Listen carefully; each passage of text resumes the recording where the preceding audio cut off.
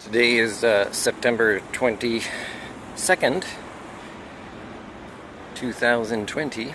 I've been wanting to do a blog. I prepared a whole bunch of subjects pre-throne speech, advising politicians of what is to come, whether they want to believe it or not.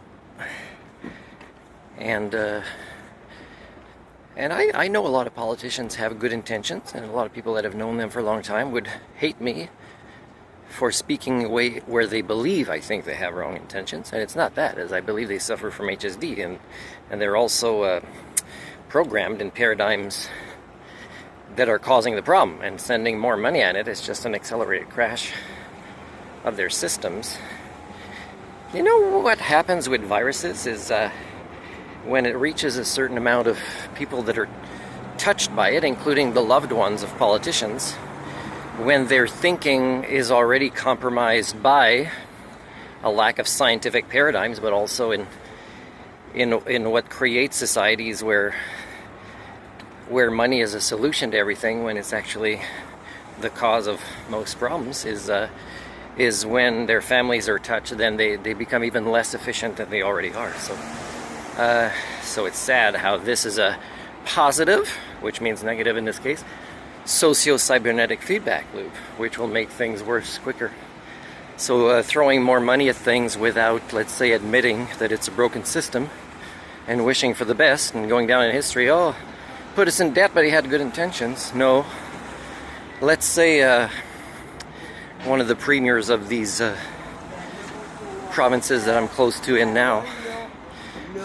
in now, Quebec and Ontario, let's say, and again, I'm not aiming at specific people because it's 99.6% of the population of this planet I'm talking about, is let's say they kind of know there's things wrong with the system, and they believe they have good intentions by minimizing these concerns, instead of saying, let's say, like the mayor of Rochester, New York did in her 180 speech. I haven't followed up to see if she's maintained that course, but is, let's say, Ford says, okay, we have to admit there's a serious problem with education, and you can't just put more money in it. We have to say what is the truth is a big percentage of people work with children because they haven't reached levels of maturity to work with adults, for example. So they do that, and they role model the wrong behaviors for what would be having successfully undergone a maturation process for social creatures with this size of a brain in supposed developed countries, although it's defined economically, not socially. You know, they would be acting in a certain way, and they're not acting in this way. And getting more money to come in when they're overly stressed is, they should just deal. Why are we so overly stressed, and why did we participate through denial or a lack of discussions about the right topics to de-escalate our cultures that it is becoming so much more stressful to work in education, and we don't have the skill sets for it, which suggests, again, medical and mental health cultures are also compromised in this way. They don't admit. Well, let's say if Ford says, you know what, we have been lying to ourselves. We even bought our own image that we try to sell others, and we are nowhere near to have achieved a functioning society than we think we have. So, and then if he says, well, if we put money in schools, it has to be mostly through retraining people that supposedly have already the right certifications, but that are so stressed out that they will go on strike before you ask them to agree to being filmed to demonstrate their skills, right?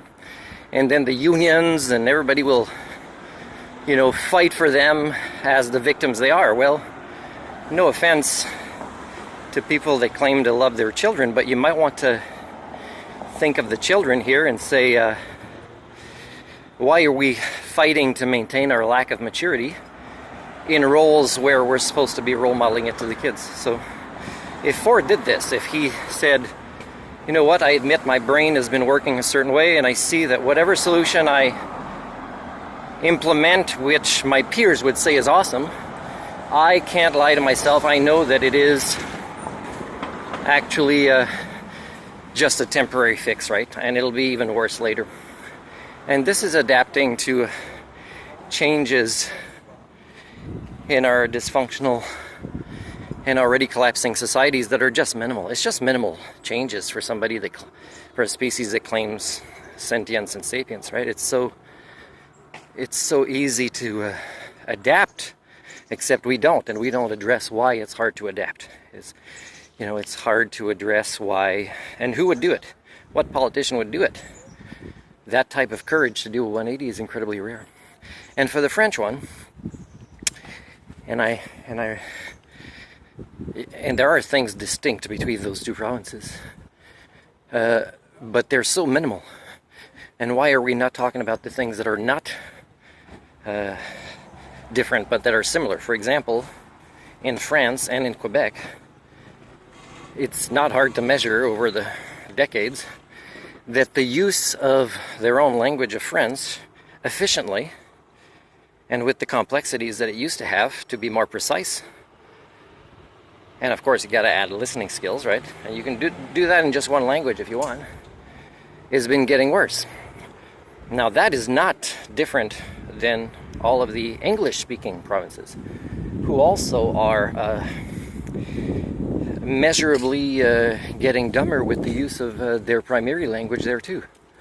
So why are we not having these conversations? So, and there's more Asian countries that are offering English languages, and it's such poor quality. And of course, they majoritively hire, certified teachers from places like here. So, it tells you a lot. So Quebec side, for example, throwing money at, let's say, infrastructure, asking for more, but not using it for long-term repair. For example, when I brought a smart car from British Columbia to Quebec on a train with possibly what was the only option for a company that is so compromised that when you say things are missing from your car, they're not surprised. And they had me put a lot of money into time into making a quote for what they should pay me, which was fairly light at 300, and they offered 100.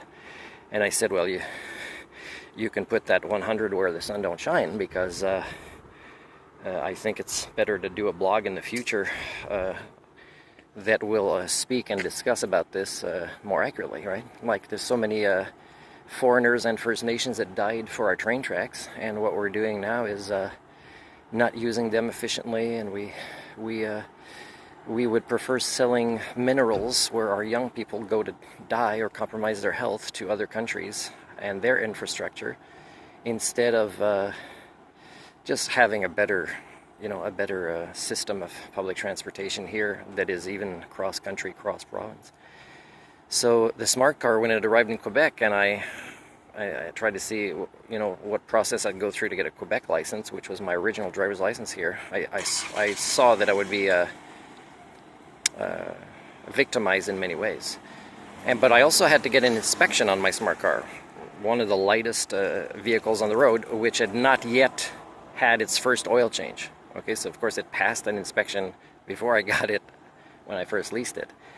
And they said, it could, do potholes, and, it could damage our roads, which already had potholes. And I wrote a blog on how a typical Quebecer, if they followed me too close at night, where I have to even slow down more because they're blinding me with their lights, is I would see what they would do when I'd swerve at the last minute to avoid the bigger potholes, and see them hit it in frustration, back off for just a few seconds, and then do it again. So it's kind of weird that we're not addressing that. It's not putting more money to fix potholes, it's other things, right? It's our ignorance that is a worse pandemic than a virus right now. So if we don't address that, it's pretty sad.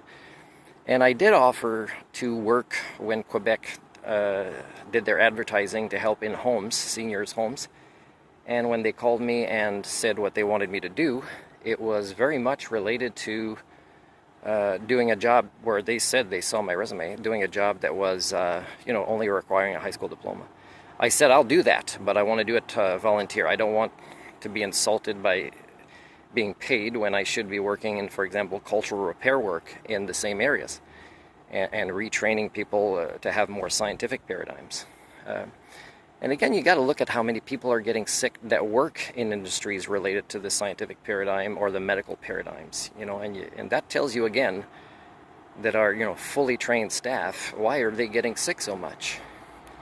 When I was in Japan, I washed my hands to go see a friend that was in a hospital, and it was hard to get them to show me where I could wash my hands. And then there was no place to dry your hands, so there was no paper, for example, that I could throw away after, or a fan. So a lot of people would touch their pants after, and I say, look, this is just recontaminates.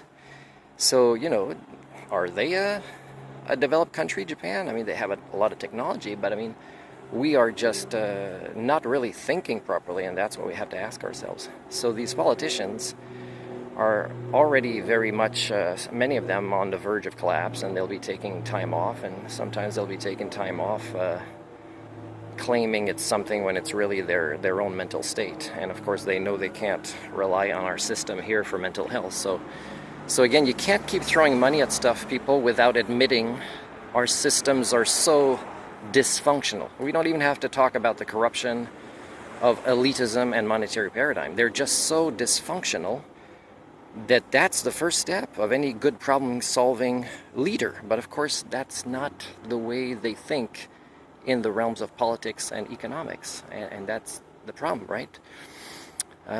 So I would recommend 3 things. Let's say they ask me, and if they say, Martin, can you advise us? You claim to be a sociocyberneticist. And I'll say, okay, I have a 3-step program for you related to COVID.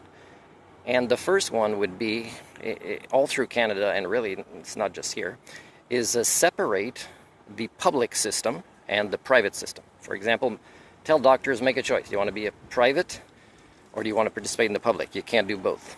And you also have to separate things like insurance companies from governments. And you have to, not have government be in bed with charities. And I don't mean just, what happened with the We Charity. I mean, for me, if I had a charity status for the work I do, is I would, and then I'd be approached, Martin, we'd need your help fixing things in the education system. I said, I'll do it for free. And if I want to reward myself, because I stuck through this 4-year program we decided to work on, without being overly frustrated with, how